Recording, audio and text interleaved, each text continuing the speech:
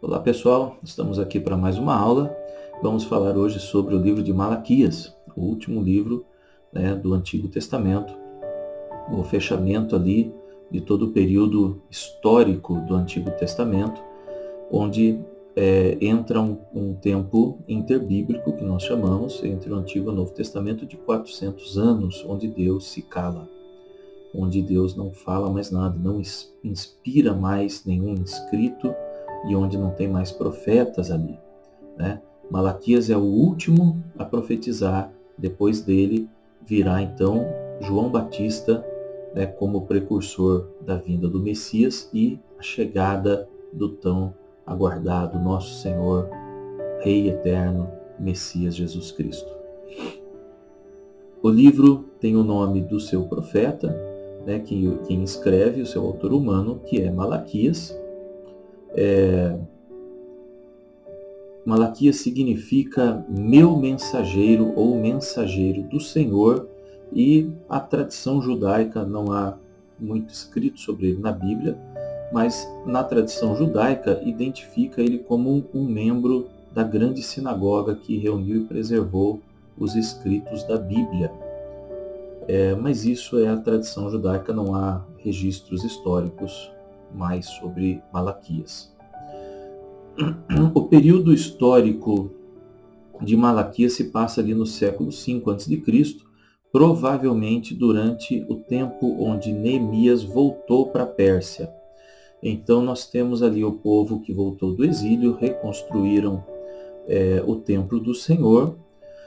Tivemos ali Ageu, Zacarias, Zorobabel, Josué, passa um período de quase 150 anos, vem então Esdras e Neemias para reconstruir o muro, de Jerusalém, para reconstruir então o restante da cidade. Esdras vem com o povo, trazendo então ali um reavivamento espiritual para o povo. Esdras vem como um escriba, um entendido ali das leis do Senhor, e ministra espiritualmente o povo. E vem Neemias, logo em seguida, muito próximo de Esdras. Neemias e Esdras estão juntos ali, e Neemias reconstrói os muros, restaura então a proteção da cidade, e Neemias governa, e junto com Esdras eles trazem um avivamento espiritual. Porém, Neemias ele volta para a Pérsia, como ele havia se comprometido com o rei, e fica um período na capital, e depois ele retorna novamente. Por quê? Porque Malaquias está profetizando e chamando a atenção e exortando por muitos pecados ali no meio do povo. Neemias vem para tratar dessas questões do pecado do povo e trazer ali um avivamento espiritual, e ele atua ali junto com Malaquias, tá? Então eles estão no mesmo período, mas as profecias que Malaquias traz, provavelmente ele fez quando Neemias estava fora. Malaquias ele faz menção a um certo governador no verso 8 do capítulo 1, que provavelmente ele está falando ali do representante persa que está ali atuando como governador na ausência de Neemias. Então Malaquias ele vem ali trazendo uma palavra forte de repreensão aos pecados do povo. Existe algumas semelhanças aqui, algumas preocupações em comum que nós vamos encontrar aqui em Malaquias, e depois em Esdras e também em Neemias. Nós vemos que são preocupações muito comuns, muito provavelmente porque Malaquias estava profetizando, chamando atenção a isso, e Esdras e Neemias, eles também somam com Malaquias na repreensão, na exortação sobre o povo com relação a esses mesmos pecados. Então, pecados que são preocupações comuns em Malaquias, Esdras e Neemias: casamento com esposas estrangeiras, retenção do dízimo e as injustiças sociais. Malaquias ele escreve essa palavra profética concluindo então o Antigo Testamento, e depois nós vamos ver novamente Deus falando outra vez apenas através de João Batista, e com a chegada do Messias. Malaquias ele vai tratar repetidamente, né, chamando a atenção do povo por conta dos seus pecados e se referindo repetidamente à aliança de Deus com Israel. Então Deus chama o povo à santidade porque ele tem uma aliança com esse povo. E ele vem tratar da infidelidade desse povo com a sua aliança por conta dos seus pecados. E ele fala sobre a questão do matrimônio com Deus, né? Essa aliança de Israel com Deus é como um casamento, é como um matrimônio. Nós vemos isso lá no verso 2 a 5 do capítulo 1 de Malaquias. O amor de Deus pelo seu povo está retratado em todo o livro, está presente em todo o livro de Malaquias. Deus deixa muito claro o seu amor para com o seu povo. E o profeta ele ataca ali os pecados, né? Ataca a corrupção, a perversidade, a infidelidade, a hipocrisia do povo, que é muito sério, os divórcios, a falsa adoração, né? Porque o povo ele está retendo os dízimos e as ofertas, e isso era um ato de adoração a Deus. E o profeta ele repreende os sacerdotes e também o povo, né? Ninguém escapa da repreensão, da exortação de Malaquias.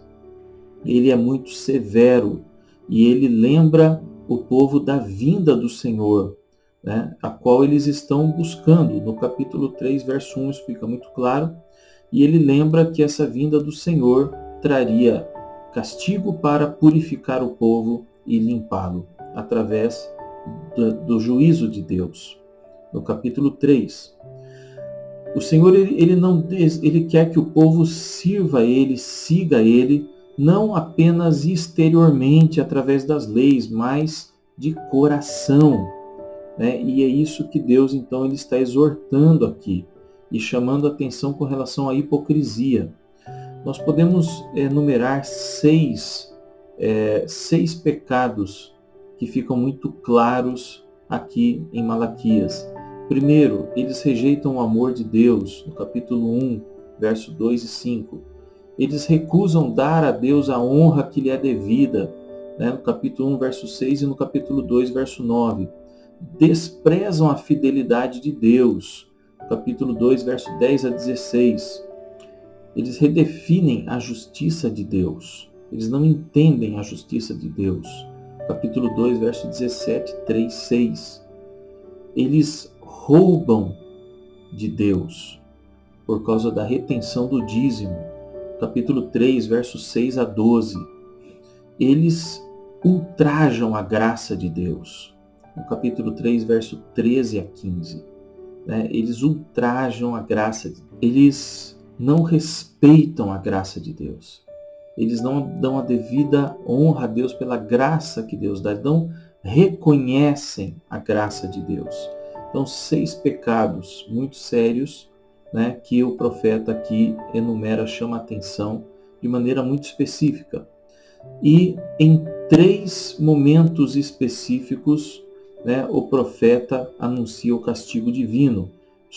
Primeiro sobre os sacerdotes, no capítulo 2, depois sobre a nação toda, no capítulo 3, e sobre o remanescente fiel de Israel, no capítulo 3 e também no capítulo 4.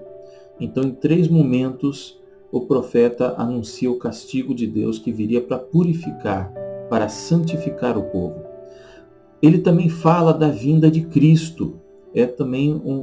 Também tem profecias messiânicas, em 4 momentos. No capítulo 3, verso 1 e no verso 3, ele fala como o mensageiro da aliança de Deus, né, que é o Cristo, viria para purificar o povo e viria para purificar o templo. E nós vemos isso cumprido lá no Evangelho de João, capítulo 2, quando Cristo purifica o templo do Senhor, e vemos isso em Hebreus, capítulo 13, quando Cristo santifica o seu povo.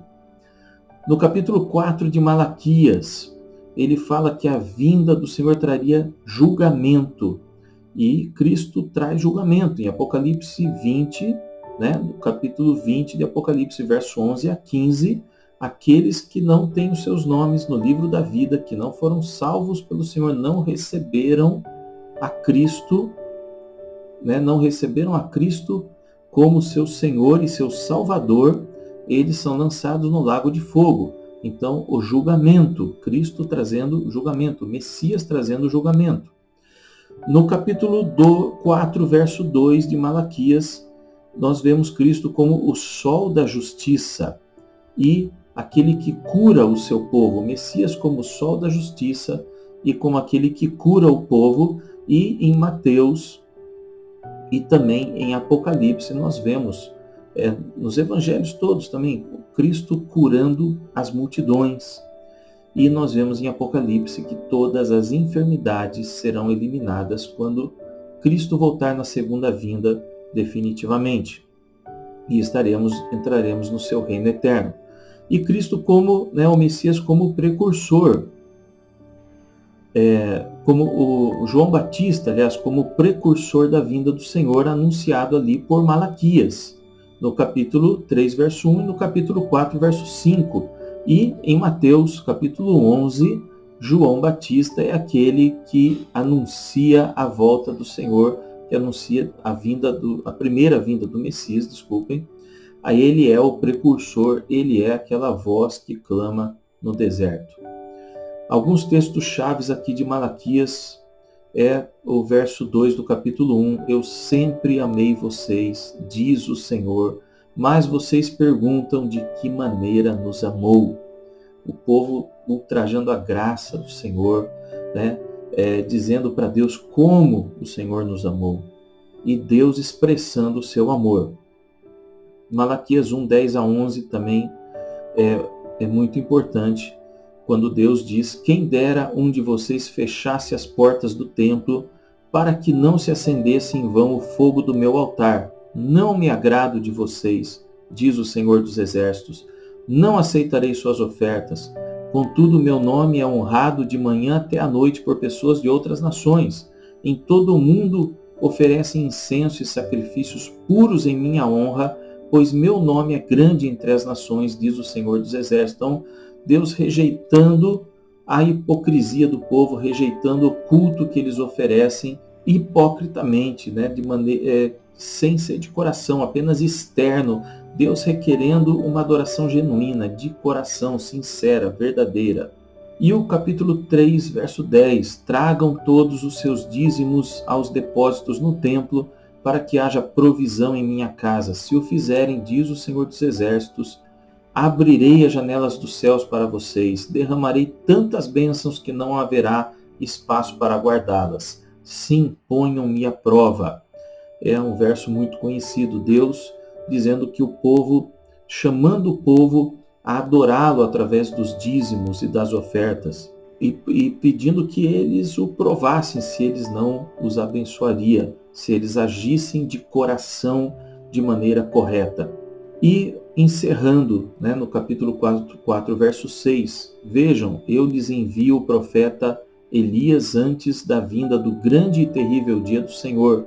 Ele fará que o coração dos pais volte para seus filhos e o coração dos filhos volte para seus pais. Do contrário, eu virei e castigarei a terra com maldição. Então, há uma outra profecia messiânica, apontando a vinda do Messias, que traria reconciliação, traria cura, traria conserto entre as famílias, de pai para filho.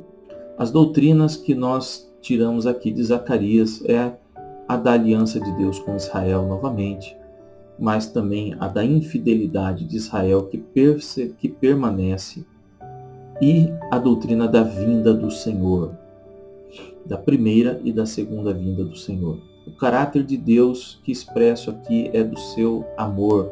Deus está exortando, está chamando a atenção do povo, mas de uma maneira muito amorosa, expressando o amor dele pelo povo. Cristo em Malaquias também é muito claro, porque ele tem profecias messiânicas que revelam a vinda de Cristo, a primeira vinda e a segunda. Malaquias fala de dois mensageiros também, o mensageiro que precederia Cristo, que é João Batista no Novo Testamento, em Mateus, em Marcos, em Lucas, em João, ele aparece em todos os evangelhos, e de Cristo, do próprio Cristo, como o mensageiro da aliança, no capítulo 3, verso 1 de Malaquias. Esse mensageiro se refere ao próprio Cristo e o outro ao que precederia Cristo. O livro de Malaquias ele encerra então o Antigo Testamento e marca o início dos 400 anos de silêncio interbíblico. E Malaquias ele deixa para nós uma marcante proclamação no verso 3, no capítulo 3, verso 1. Aquele que vocês desejam virá. Ele encerra o Antigo Testamento e dá início a 400 anos de silêncio, mas ele diz de maneira muito clara: aqueles que vocês desejam, ele virá. Como se estivesse ali marcando o início desse período de silêncio, esse período de 400 anos em que os profetas se calariam, em que Deus se calaria, mas deixando claro para o povo: podem esperar, podem aguardar, porque o que vocês desejam, o Messias, ele virá. E aqui ficamos com Malaquias. Até a próxima aula. Deus abençoe.